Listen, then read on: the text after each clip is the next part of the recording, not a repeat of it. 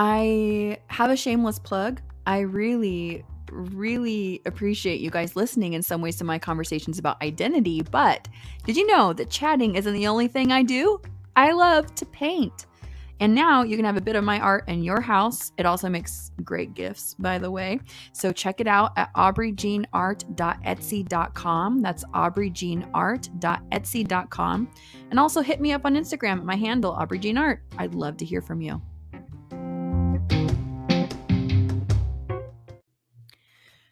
Welcome to 132nd Cherokee. Join me as I explore why being 132nd of something doesn't keep me from bragging about it. I'm your host, Aubrey Jean.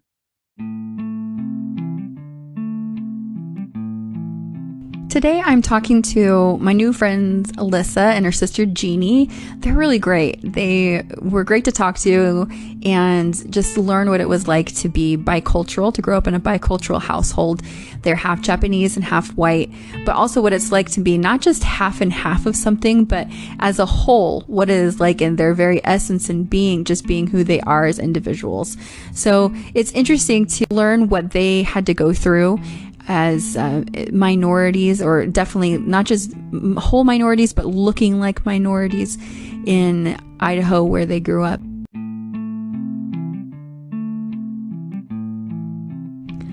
I really wish that you guys could be in the room because there was a really interesting energy with these ladies as I was speaking to them. Certain things that they were talking about were not just emotional, but there were these feelings between us and in this room that almost felt tangible and external. Have you ever felt that before? This, like a tangible and external feeling that wells up inside in a weird way, where you feel love and gratitude and unity all at the same time. Something that kind of really, when that happens to me, I feel like I need to pay attention, and it might be something to learn from or something significant. Like there's something that is telling me that this is a significant moment. And there were a few moments when they were talking about things, how deep and how emotional these things affected them and their identity, that really stood out to me. So I am going to share with you, the conversation was great and it was long. So I'm going to cut it in half and put it in two parts, and we're just going to enjoy these two sisters.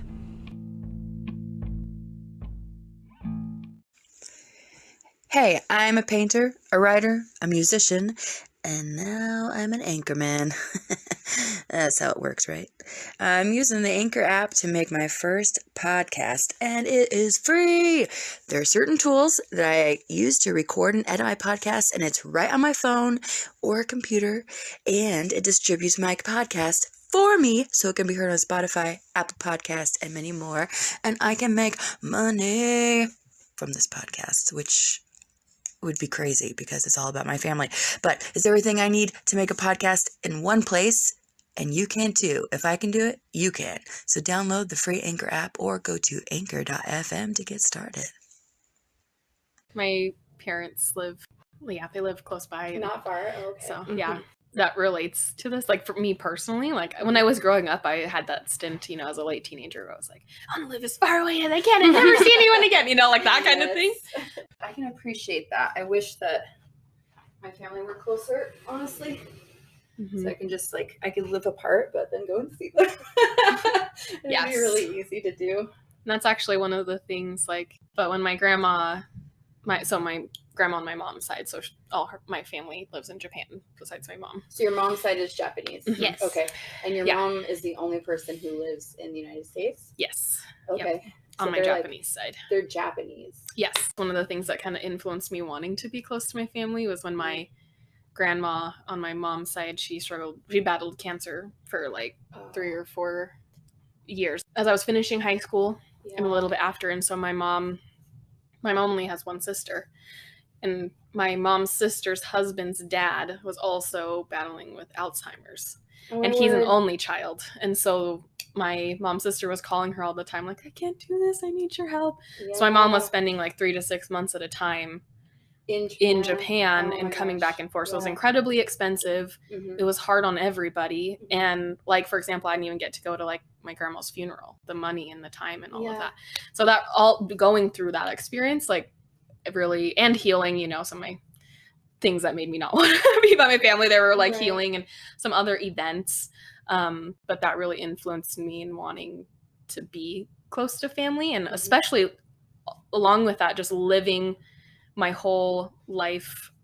I was much more connected to my grandparents when I was younger because they would come visit more often.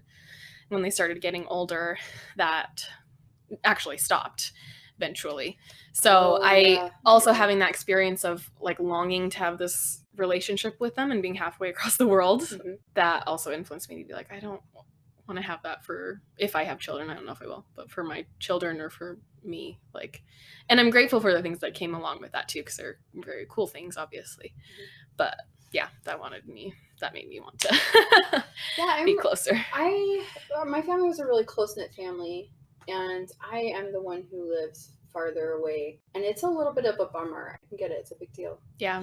How's that for your mom? Like, how did she end up being here and being the only one here? Yeah, so it has everything to do with the church and my dad. Oh, okay. So my mom is a convert, and so that's how they knew each other. And after their missions, my mom wanted to come visit the United States, and my dad grew up around here, like Idaho. Especially my dad is from the area that's close to Yellowstone and a lot of those nice sightseeing places that my mom wanted to see.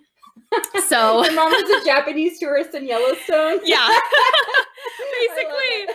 They spent like 3 days together, and they think they were at the temple, and they both, because she wanted to see the temples in America. Okay. And they both individually got this impression that they were going to marry each other. And they'd really, like I said, she'd only been in America like 3 days with him, and like they weren't romantic or maybe even that close. I don't know how close they were on their mission. So my mom, she's funny. She's like, yeah, I wasn't gonna say anything unless he said something.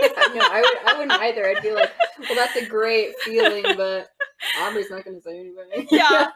So eventually my dad told her, and she was like, yeah, I was feeling the same way. And my dad's mother, my grandma, she also said something like when he came home and stuff. So because my mom and her friend were there, and my grandma's like, so which one of those girls are you gonna marry, or something like that. So it kind of was this really like bold. Like it was just Yeah. I like that nobody was really messing around. They were like, okay, no games. This is happening. Like, yeah. My mom's 8 years older than my dad. Nice. Yeah. Like that. So my dad went on a mission around the age at the time, which I think was like 21 or so. Okay. But my mom, I mean, she was late 20s. Yeah. So especially my mom had really like an established life in Japan. Yeah. So I spent the next year, I think, engaged. Mm-hmm. And my dad, they kind of somehow went back and forth a couple times, but it was mostly getting to know each other over phone calls. I mean, that's all they had back then, in the late 80s, early 90s. That's the only thing I have now, but maybe that's just because I'm like very limited on technology. And it's interesting how, because I've had the same thoughts where when technology is more advanced, my grandma's passed and my grandpa is in a home. So there were some struggles that way. My mom talked with them every single night, and now she talks to her sister every single night. My mom, she would send VHS tapes of our home videos to them when we were growing up. That's so awesome. Yeah. So what a way to stay connected. Yeah.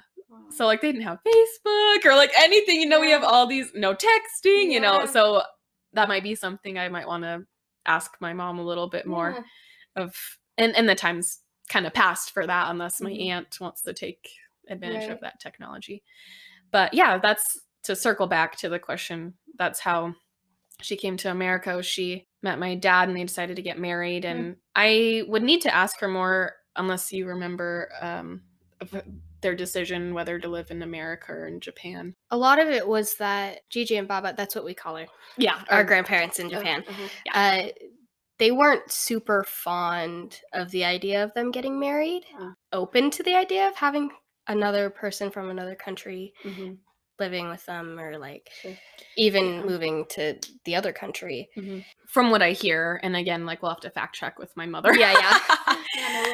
But that what it sounds like my grandparents my mother's parents had challenges with two things, which are both major things in a family life. Like my mom decided to be a completely different religion than the rest of her family. Her family is Buddhist. She grew up Buddhist. And it was radical at the time. And there's a very, very small population of Christians over there. You know, it's not like here. So that was already challenging. Like it's already a change. Honestly, it kind of goes to our topic. Like it's something that's challenging your sense of identity. So if your family is a Buddhist family and then all of a sudden one of your kids is like, now I want to be Christian and I want to be a denomination that you've never heard of. And it's like in America, but you know, people don't really hear about it. And it's kind of, you know, odd and weird for the family. And what a challenge it is to like face that kind of an identity crisis a little bit. Yeah. And I can just imagine, like, so when she's 17 or 18, she gets baptized into this other church. Yeah. And leaving on the mission was so hard for them. Imagine that was crazy. Yeah, to spend 18 months dedicated to this faith that's not her family's faith. After the mission, and she gets, you know, these feelings, these spiritual feelings from this religion that's not what they believe, that she's going to move across the world. And they only have 2 daughters, and it's their oldest daughter. Like, and like rightfully so, I feel like, and like not everyone would feel like that, but that would be really challenging, like if you really wanted your family to stay close together. Well, I mean, okay, so physical characteristics make us close, right? And then like in families, and then, you know, the same culture, same language make us feel close in our families. You know, because have you ever had a family that maybe, you know, family member that weirdly doesn't speak the same language? Maybe, do you speak Japanese? That's a fun question, because different for each of us. Yes, it's different for every single person in our family. Yeah, the level of Japanese. Yes.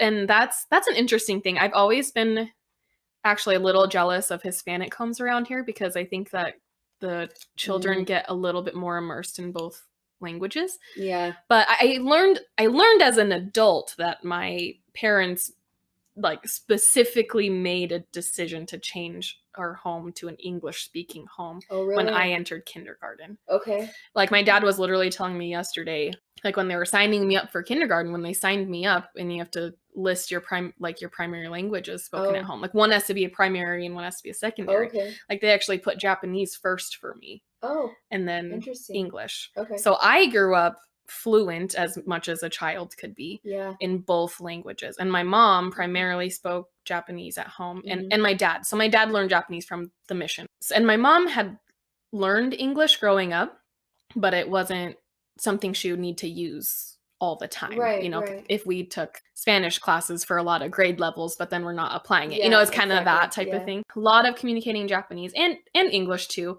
Like I remember as a kid, I would sit there between my Japanese grandparents and my American grandparents and translate for them back and forth so they could have a conversation. Like that was my experience. Yeah. But then they decided, okay, like for our kids and for my mom, we want to speak English because we live in America where English is the primary language. Like, and they have all these reasons for that. But I think we should get your parents on here as well. Right?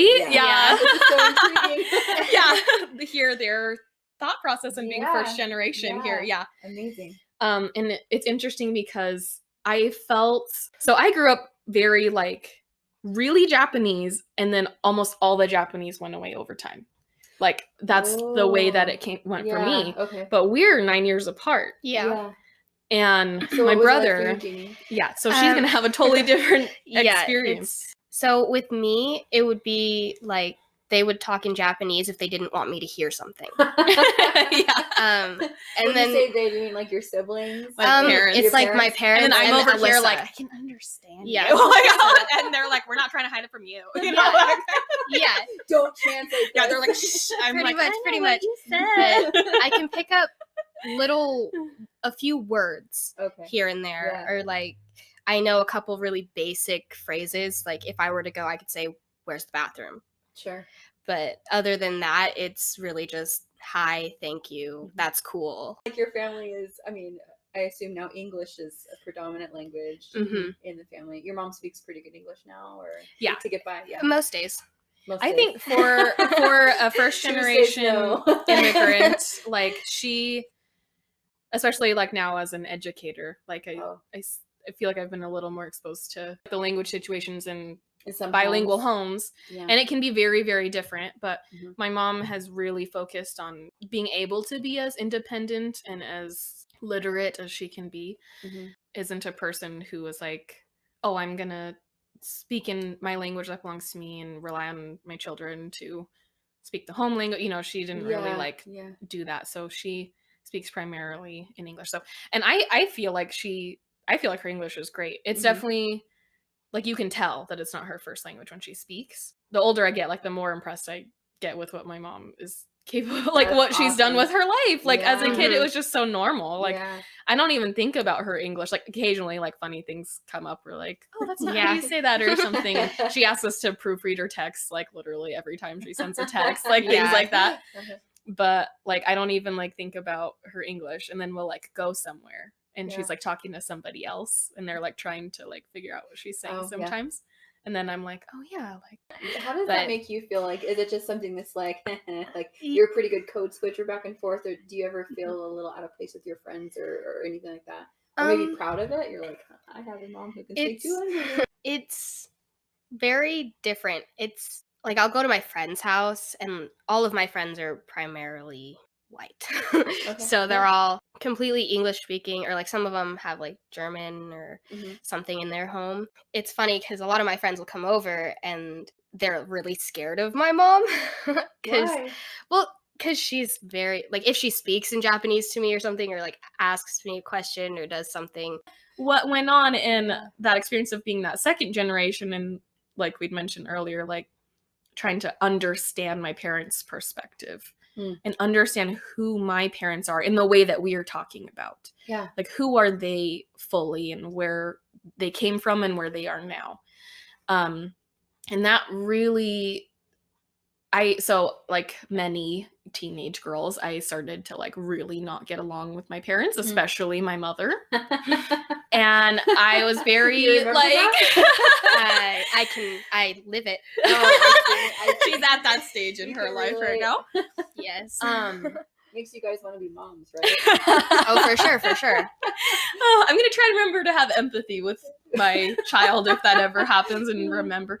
But it's so interesting. And I don't know if even now I could put all of it into words, but there was so much that needed healing and so much disconnection from just not understanding where I'm coming from or where my mom came from, or like it's that when you're in it and you can't see the big picture and you're just like angry because you're like, what is happening?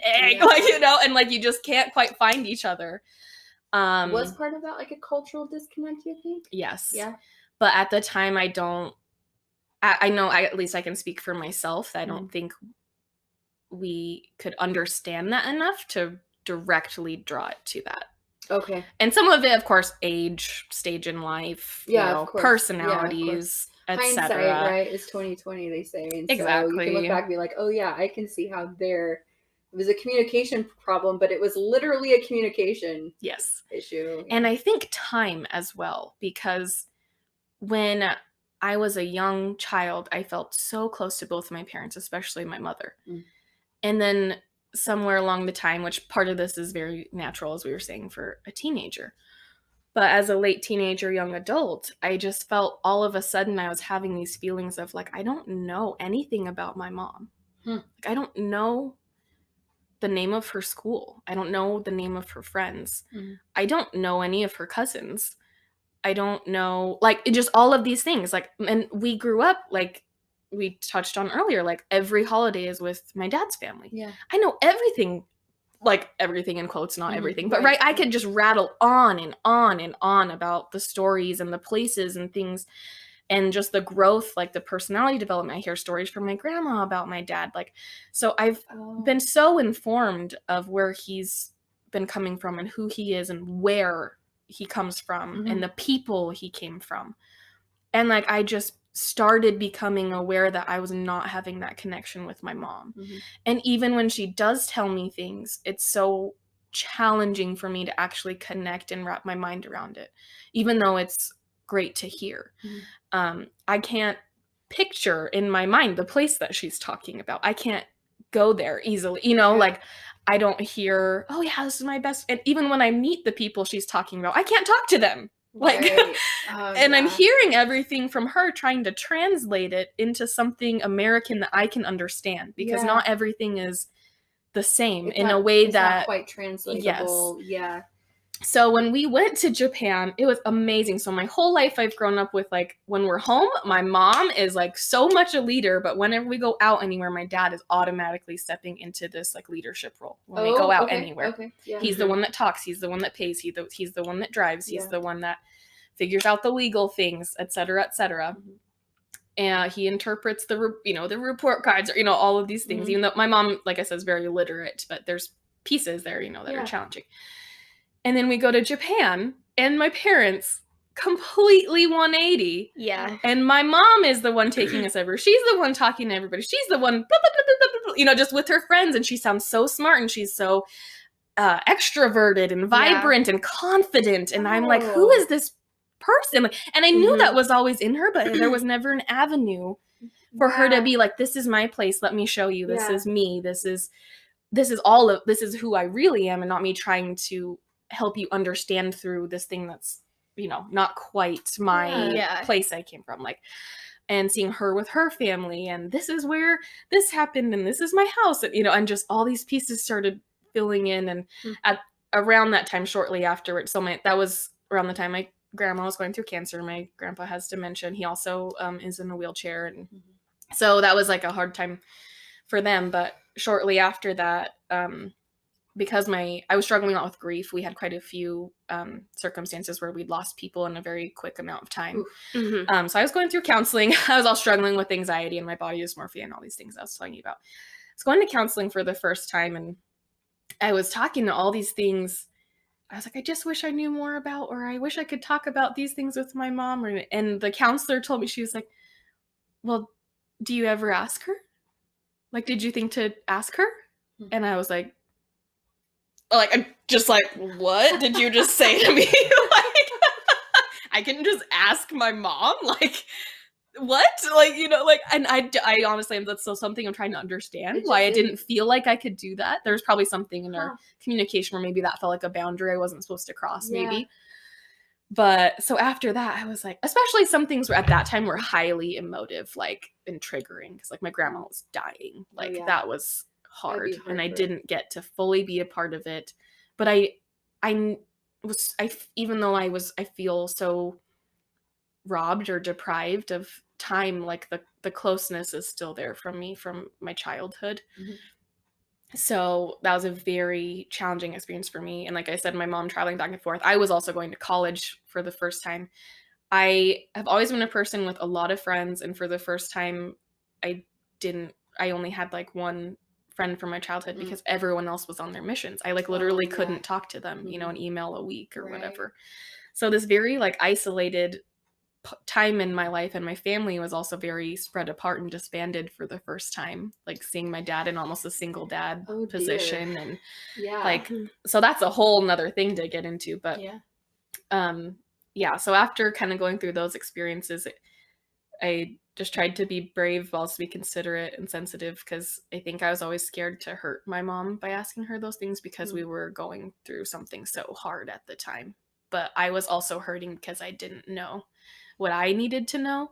So that was a challenging thing to navigate. But I've started to learn slowly, like, that my mom will tell me if I initiate, because she rarely initiates any conversation like that. So, and this could be personality wise, and so it might not be quite on topic, but just kind of going along with that, do you feel like you understand your dad's like inner life maybe easier than your mom's inner life, or at least in part of your experience with them?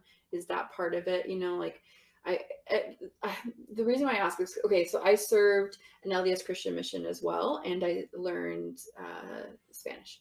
And so I was in Hispanic communities, and I saw a lot of people, and some people had kind of a similar situation where they really spoke like their two languages that could have been spoken in the home. They were from two different cultures, and they were couples, and one person significantly spoke less of the other person's language. And so it was really one language heavy, even though the other one kind of struggled with it. And it doesn't sound quite the same because it sounds like your mom rocks with English. But I was always like really concerned, and I had these questions, you know, just seeing these couples and seeing like, how do they know each other's inner life? You know, language is such an important part for me, at least spoken language, to show my inner life to people. And I guess there are other ways to do that, but it's not always, for me, it's not easy. It's mostly like, I have to communicate it vocally. And so I was always kind of wondering, like, do they know each other? Or are there a lot of assumptions going on? And so I guess I'm just putting this onto your experience. I don't know if it's actually your experience, but Oh no, it's great. Yeah. It is it. Yeah. So just wondering, like, yeah, like, did seeing your mom in Japan and hearing her, did that help open up a little bit of understanding her inner life, like her inner voice? Or I don't know if you where the question is going, but yeah, absolutely. No, I love that question because it's so relevant. Like, it's 100% like this very integral, like, important piece of our family's life. Like, it was literally a couple months ago that I like turned to my mom and I was like, I always thought our family had really good communication, but now I'm realizing there's some places where we don't. Like, yeah. and there were like obvious places where I just felt like we like butted heads or didn't communicate. Sure. But I thought those were hard areas for everybody. Like, that's the way I viewed it, which Yeah. isn't the truth. Like, you can't generalize like that. But that's the way I viewed it. There's But I thought like conflict in our families. regular communication, right? Yeah. And my mom, and it was interesting to hear my mom's reply, because she was like, oh no. She's like, our communication is horrible. Like, it's never been good. Oh. It's trash. Basically, that's not the Uh-huh. word she used, right? But so I was like here she is feeling this way. And she's expressed here and there, like, her frustrations, like, with either not being able to express herself or not feeling included or being misinterpreted. Like, she does have often these moments where she's feeling very frustrated. I would struggle. And I would struggle with that. And I've learned to become more understanding and compassionate about that, because growing up, I honestly couldn't really connect with that. Which was part of the feelings of frustration, because we weren't like helping her out, because it was hard to be empathetic because we didn't understand. But exactly what you were saying, there was one day a few years ago where I was listening to my mom. I was like on her bed, like playing on my phone. She was getting ready and she was talking to herself. And so when she came out and she had a moment, I was like, Mom, I was like, do you think in Japanese or do you think in English? Or do you think in both? Like, it had never occurred to me before. Yeah, like that inner voice, like you were just talking about. And so she told me, like, well, it's changed over time. Like, at the beginning, I almost 100% thought in Japanese. And then as I grew more, comfortable with English, she says, now I think a lot of times in English, but then sometimes I go to Japanese, or sometimes it's a mix. And she can explain that better, but that's what I heard. Yeah. But I think exactly what you were saying. I think the way you put it, we're understanding that inner voice, like that's relates so heavily with the topic that I was just touching on, of like, who is my mom? Like, because like, and the funny thing is, even if I learn Japanese, it's still not going to be the way I can talk with my dad. Right. It's still not going to be. So I'm never going to be able to know my mom that way with the language. And so I 100% agree that itself built a lot of barriers or walls or disconnect. And like, we're both trying so hard to bridge those gaps, and we just don't really have the tools. It's like, hard, it takes, yes. I mean, it's so much work to get both of you fluent in each other's languages. Yeah. Like, so, fluent, Yes. So the other piece of that, like you were saying, where I am either hearing a translated version, if we're talking words, right? Like, I'm either hearing a translated version of my mom, or I am making a lot of inferences from my experiences with her along with the communication. Or trying to ask questions to clarify more of like, who are you? And it's crazy how much of your personality and your skills and your knowledge, like, and your feelings come through your language. Isn't that and even so your crazy? body language, right? Because she grew up in Japan. So Yeah. like her tone of voice, her inflections when she speaks, her emphasis, her body language, her eye contact, like there's been so many miscommunications where I feel like she's mad at me or she's frustrated or she's stressed, and I'll be like, Mom, I'm like, oh my gosh, like you're yelling at me, like why are you so angry? And she's like, I'm not angry, what are you talking about? Like and I'm just so confused, and she's so confused, right? Like and so we have a lot of that in our family where we have to extra explain extra explain it, like whatever it is that we're not connecting with. And at least you explain it a little, you know. Goodness, we've learned to. What if you had gone through like not realizing that was what was going on? Yeah. I can imagine that's going on in other households, you know. Oh my gosh. Poor people. Yeah. Mom just also speaks at like this volume all the time. It's always like this. And it's kind of why my friends are scared of her. Do they think she's mad? They just I can edit. They think that she's just very verbal, I guess, like very straightforward, to the point person. Yeah. And like she is, it's just scarier at her volume. That is honestly like so strange for me to hear, because I didn't know that you or your friends were having that experience, because that is like 100% the opposite of my friends' experience growing up. Yeah, which is, and this is the kind of thing in a bicultural family, and every family has a piece of this, but like there are things that we're like, whoa, you experienced that like totally different than I did. I'm talking to my siblings on this, and I'm like, you didn't? Like, like one of the podcasts that I just did was, what house did you grow up in? Because like I had no idea that people talked about this. I was like, where was I? I don't know. Like these experiences that they're having. God, it's amazing. Like my friends always, like I could expect it, I could predict it every time I'd bring somebody. The second we close the door and go out the house, your mom is so cute. Every time, without fail. And I'm like, I know. But in the back of my mind, I'm like, she can be so scary though. Like, when she's mad. She's like, we're talking to the mom like she's a scary person. But it's the mom thing, right? Because when my friends come over, it's like, she's got the nice, quiet voice. And at the time, I think she was kind of self-conscious of her English and just of her traditions. Like my mom, a lot of times I hear her verbalizing, like, is this the way American people do it? Is this the way? Is this the way? And I think she cherishes her culture so much that it's a vulnerability to put it out there to be judged or to be misunderstood or to be understood. So I think when I was growing up, it felt more of like, oh, I'm going to turn into this different persona and be a little more passive and really nice and try to be, you know, like this kind of thing, like when other people are coming into her home. And so it's interesting. I'm actually happy to hear those things from my sister, because that means my mom has grown more comfortable with herself. And not that she's an angry person, but just she's not filtering as much, I think, for other people. Because when I was growing up, it was so, I can tell. I knew exactly when we go out, exactly what she's gonna change to. And everyone does that to a degree, like absolutely.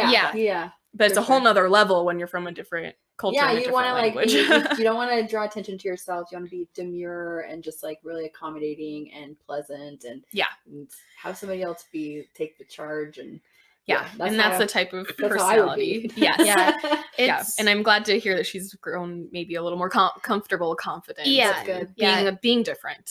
Like being herself. I like to hear that. It's also that between when you graduated high school and me growing up being a teenager, and she has more Japanese friends now than before. Yeah, that's true too. Nice. She's found some people. Yeah, so that's something that I've more experienced, her having embracing that almost more.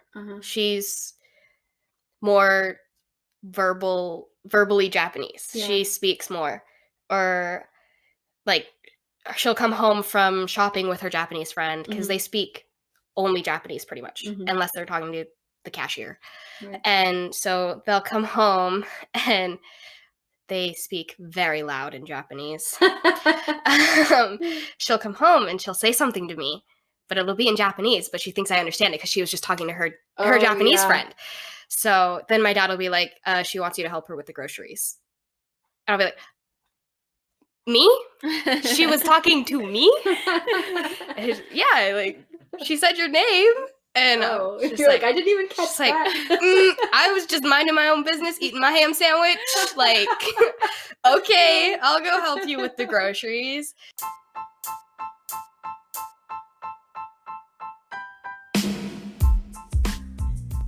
One 30-second Cherokee with Aubrey Jean, and with all the favors I can cash in. Produced by me, Aubrey. Executive produced by nobody, because I don't know what that means. The Anchor app by Spotify holds my hand for all the engineering. The music is also found on Anchor. You can rate and review this show on many podcast platforms someday, and you might find your review featured on a future episode. Or I might burn it in effigy. Got comments? Send me a message at anchor.fm/Aubrey-Jean. That's anchor.fm/Aubrey-Jean.